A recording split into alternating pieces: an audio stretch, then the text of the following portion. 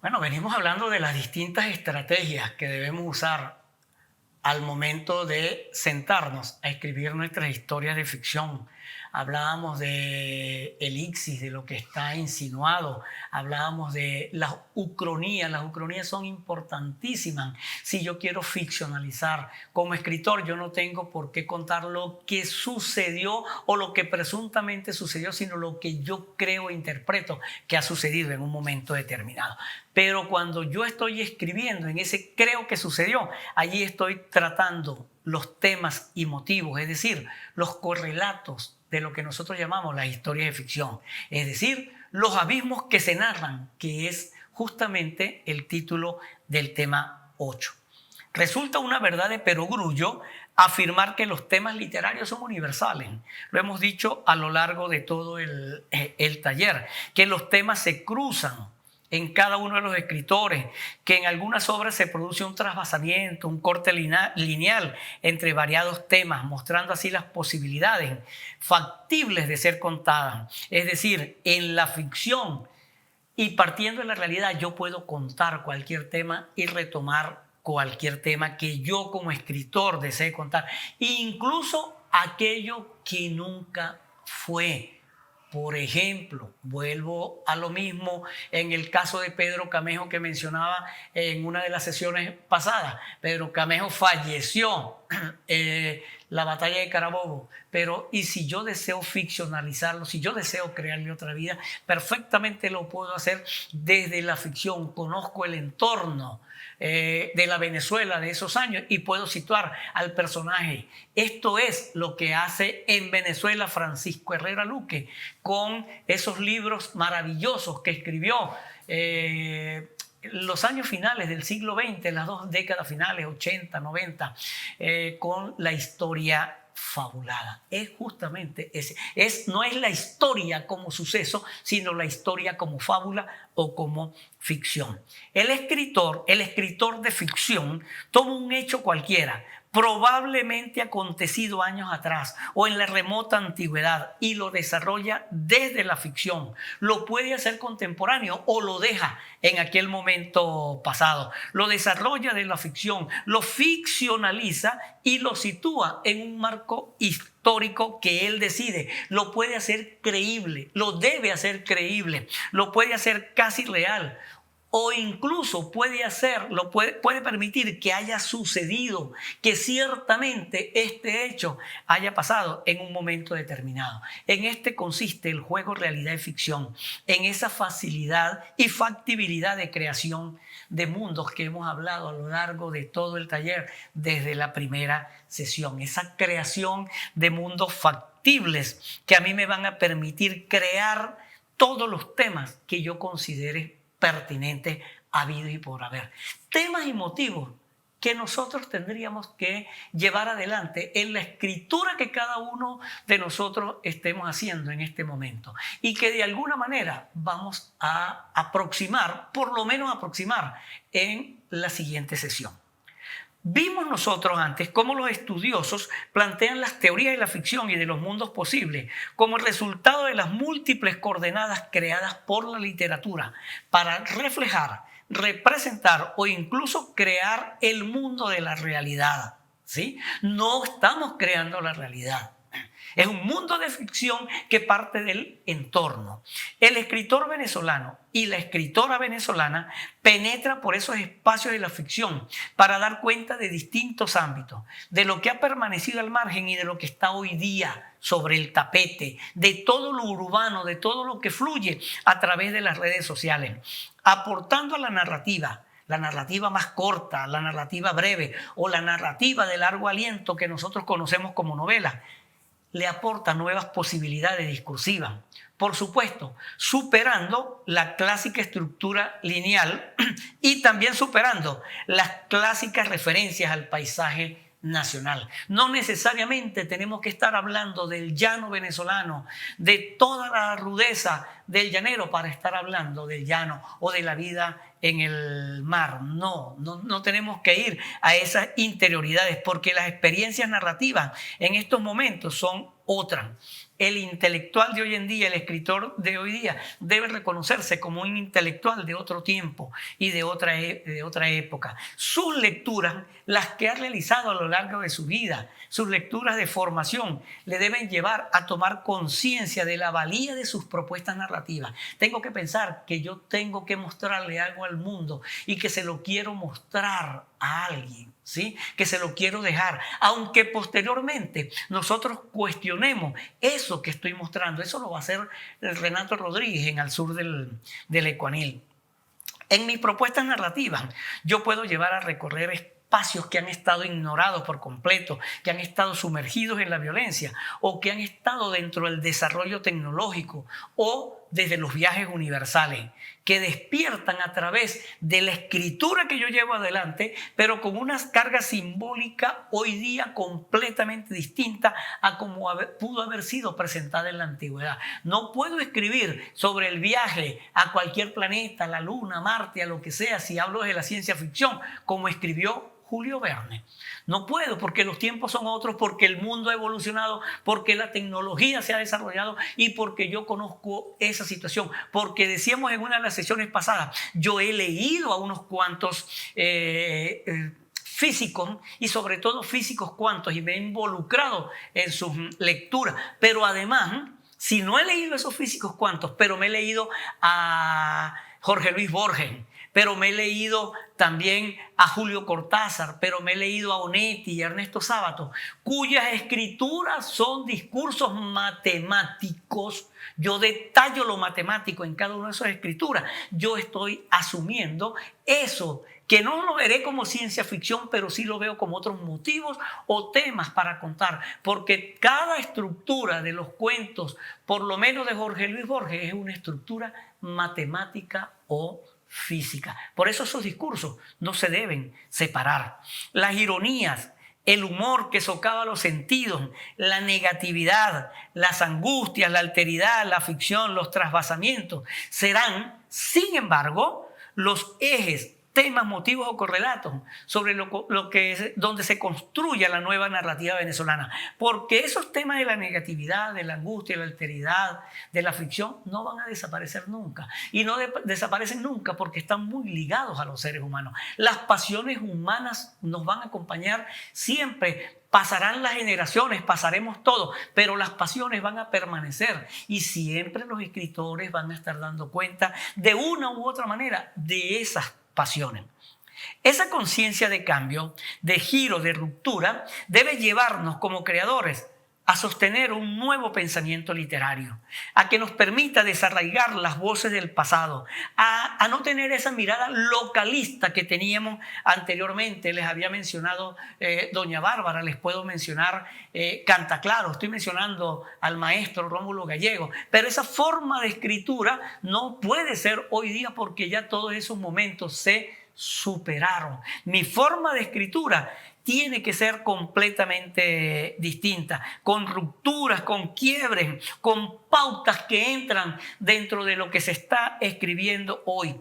El escritor deberá tomar la palabra, cada uno de nosotros, de ustedes, para proponer el giro necesario, la fisura que permita la aproximación hacia los nuevos espacios ficcionales y desde ello encontrar otras posibilidades para la narrativa venezolana, para la literatura venezolana y su relación permanente y constante con, por lo menos, Latinoamérica, el continente como una totalidad o incluso en sus discursos con la literatura universal. Será ciertamente la conciencia por una escritura más universal y menos apegada a tópicos nativistas, que de alguna manera incide para producir un cambio en nuestras letras, sobre todo para mostrar un discurso que apunta hacia lo urbano y muchísimo hacia la crónica urbana, hacia el acontecer diario citadino, no únicamente en lo citadino como el tráfago de la ciudad, nada más,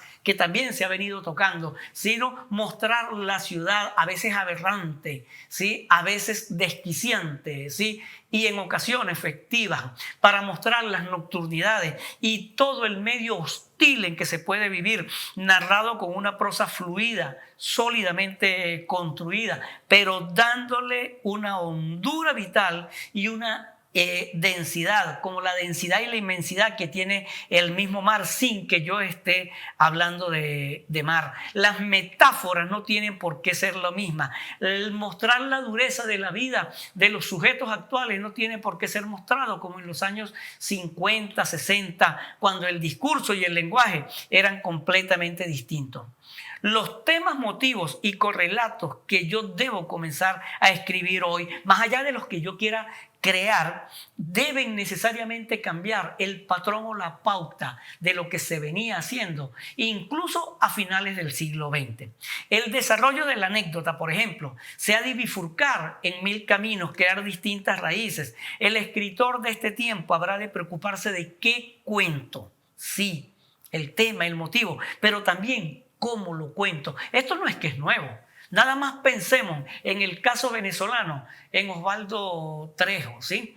En toda la escritura de Osvaldo Trejo, en donde la anécdota se diluye, el qué cuento, pero el cómo lo cuento en el uso del lenguaje está presentado de una manera extraordinaria, que yo lo que tengo es que llevar la sustancia de mi escritura hacia esas profundidades discursivas, en donde ni la anécdota ni el discurso son un mero recurso ficcional. La palabra, decíamos en otro momento, representa la esencia vital del ser humano, en especial por el sentido que oculta cada palabra, por la negación o la afirmación que puede tener. La palabra construye y articula todos los mundos posibles. Con la palabra yo nombro, con la palabra yo creo, con la palabra construyo imaginario. Y el imaginario del escritor de cualquier tiempo y el escritor de esta época, nosotros, ustedes, no escapamos a esto. Debemos ir más allá de lo simple, de lo cotidiano, de lo intrascendente.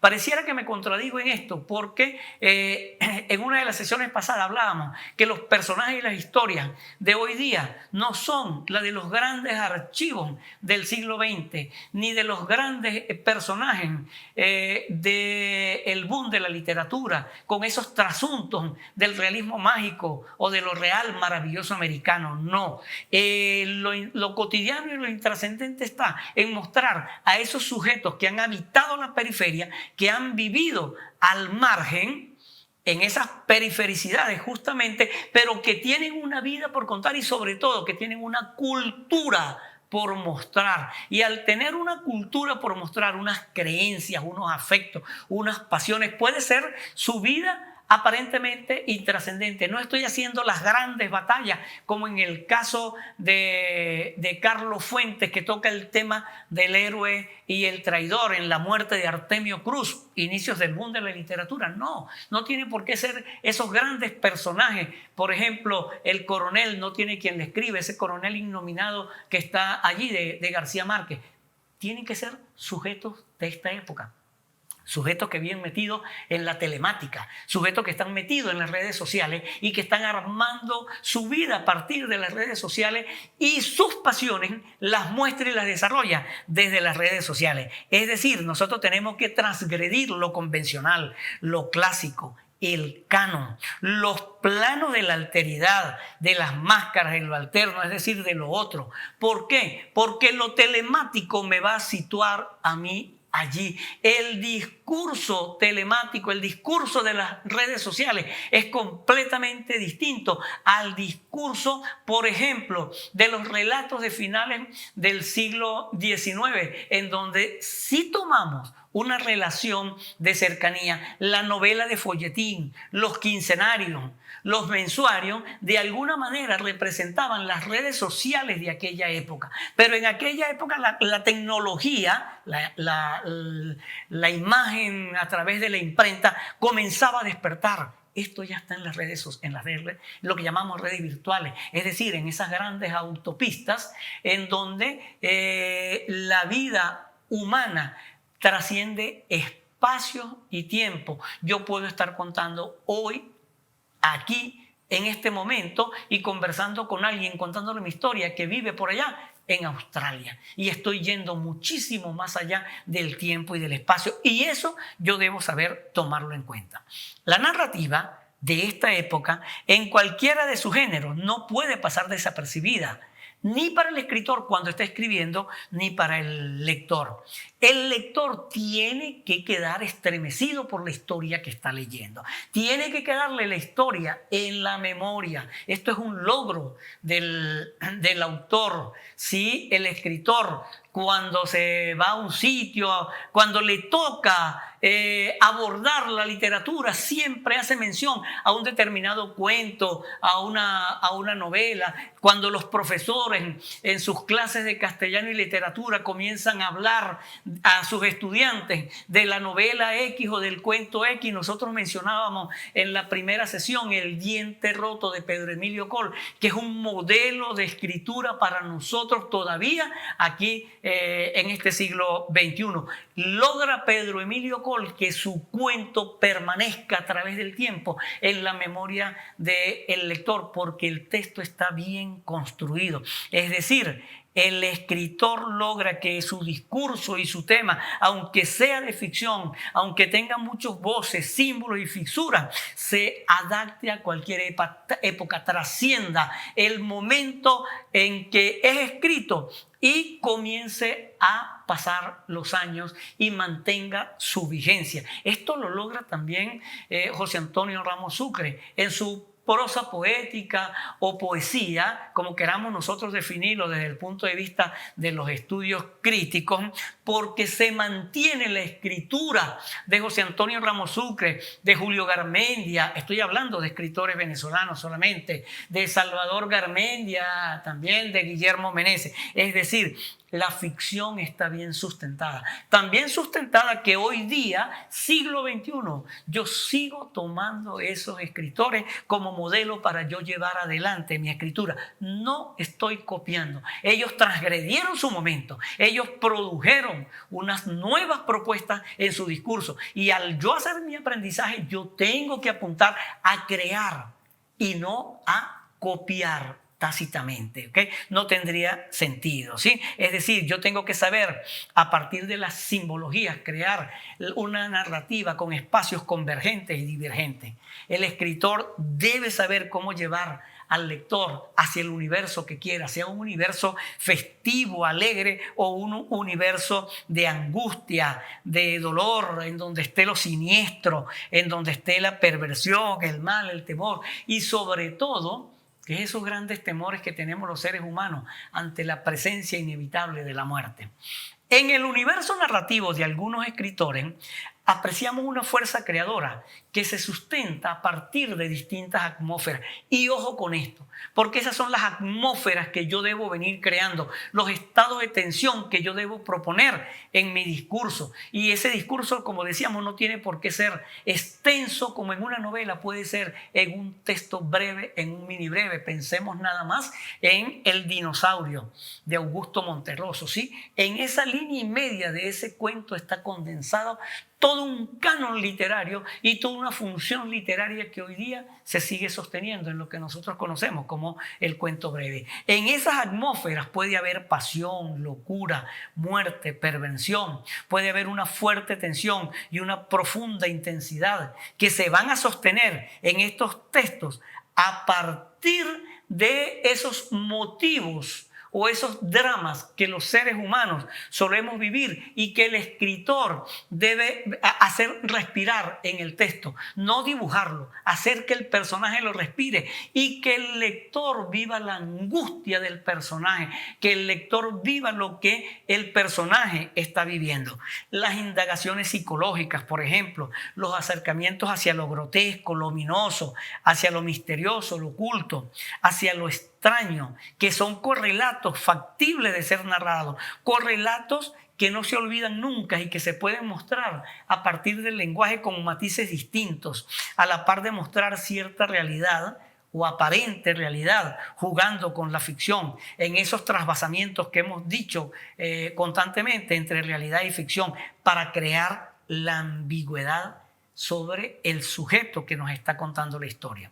El lector algunas veces no sabe quién cuenta la historia, lo mencionábamos anteriormente, pues la voz narrativa tiende a confundirse y esto es válido cuando el escritor comienza a jugar con las voces que llevan el discurso y plantea el hilo narrativo. Intensidad y tensión que suele mostrarse a través de un lenguaje conciso, preciso, algunas veces poético, muy metafórico, que le permiten al escritor, a la par que va mostrando su discurso, desarrollar su tema ficcional para trabajar la palabra casi hasta pulirla y presentar el hecho literario fuera de todo verbalismo innecesario, es decir, la poda. Lo estamos haciendo. Y cuando decimos que hay un juego de voces internamente, vuelvo al siempre citado Renato Rodríguez, pero esta vez les mencionaría la novela, además muy caribeña, muy venezolana, la novela que se titula El Bonche. El juego de voces que hay en El Bonche es extraordinariamente exquisito por los cruces narrativos con un discurso fílmico, un discurso poético, musical, epistemológico también por conocimiento en sentido general, epistolar, pero también está el discurso, no sería subhumano, el discurso animal o el discurso de los animales, en este caso de perros y gatos, que en el caso de Renato son parte de sus artificios para atrapar al lector. Y pule la imagen Renato en toda su novela, pero en el caso del Bonche, hasta llegarnos a dudar quién cuenta la historia al final. Si es un perro, si es un personaje humano o si es un gato. Ese es el oficio del escritor. El sujeto que está siendo narrado deberá mostrar en ocasiones sus interioridades, sus miedos, sus temores, por dónde se aventure a andar, por dónde va a deambular o cuáles son los dramas que los persiguen y cuál es el espacio narrativo en el que se va a desenvolver. Ese espacio narrativo se lo tengo que seleccionar yo como escritor, yo tengo que saber colocarlo allí, cuáles son las atmósferas que le voy a colocar. Decíamos si eran atmósferas felices o son grotescas, tensas, turbias, con una presencia clara de aquello que es ominoso, que puede ser asqueroso, que pueden ser recuperadas, momentos, instantes, que pueden ser recuperados a partir del ejercicio de la memoria, y de esos ejemplos tenemos todos en la literatura universal, tanto en Venezuela como en Latinoamérica, como fuera. Y el ejemplo quizás más palpable lo tenemos en Proust, en todo Proust, En busca del tiempo perdido, pero en cada uno de sus tomos que conforman En busca del tiempo perdido, el ejercicio de la memoria es quizás el recurso más cercano que tiene para ir recuperando su vida. Aquí en Venezuela es exactamente lo mismo. Todos los escritores lo usamos, nosotros no tenemos por qué estar al margen de esto. La memoria se hace hecho real para desde ella contarnos los distintos momentos del ser. La memoria establece el paso hacia un tiempo u otro que yo debo recuperar, en donde puedo habitar perfectamente el jardín edénico y el Hades interno, es decir, en donde puede estar la guerra y la paz, el amor y la pasión. La memoria es quizás uno de los recursos más extraordinarios que tenemos los escritores para comenzar a contar las distintas historias, porque con ella puedo yo jugar con esas anacronías que mencionábamos en una de las sesiones pasadas, y sobre todo para ir con las analexis, para situar las rupturas hacia el pasado, esos flashbacks, para ir y venir constantemente. Allí comienzo también a mostrar maestría en el arte de narrar. Allí comienzo a mostrar mi oficio como escritor para saber situar una historia en un momento determinado y luego traerla aquí. Tres escritoras venezolanas, no solamente tres, puntuales para decir que hacen ese ejercicio de maestría. Laura Antillano, en toda su obra narrativa, Solitaria, Solidaria, Perfume de Gardenia. Exquisito el trabajo de los juegos de la memoria, de esas anacronías que hace Laura Antillano. Ana Teresa Torres, en toda su obra discursiva también está, además juega muchísimo con la historia. Y María Luisa Lázaro, en Habitantes de Tiempo Subterráneo, y en Tantos Juanes o La Venganza de la Sota. Tres maestras venezolanas de este juego de anacronías que llevan muy bien la escritura venezolana y que ustedes deben leer también por oficio. También dentro de este ejercicio de la memoria nos puede situar los temores, aquello en lo que yo creo, aquello que de pronto me irrumpe o me sitúa en un espacio que me puede estremecer. Y ojo con esto, ¿no? Porque mencionábamos en una de las sesiones pasadas que la figura mítica del demonio hoy día se asume de otra manera. No es que no se le tema, pero se le enfrenta, se le busca derrotar. Quizás no es que se le gane en ese sentido de contrapunteo que puede haber, pero se le enfrenta y no se le huye. La figura de, por ejemplo, del vampiro, en esas figuras de nocturnidades, de el hombre lobo, todo eso ahora está en estos discursos que perturban mi tranquilidad, que manifiestan una ruptura total con lo que es la realidad y que me sitúan lo que en un momento determinado nosotros hablábamos como lo fantástico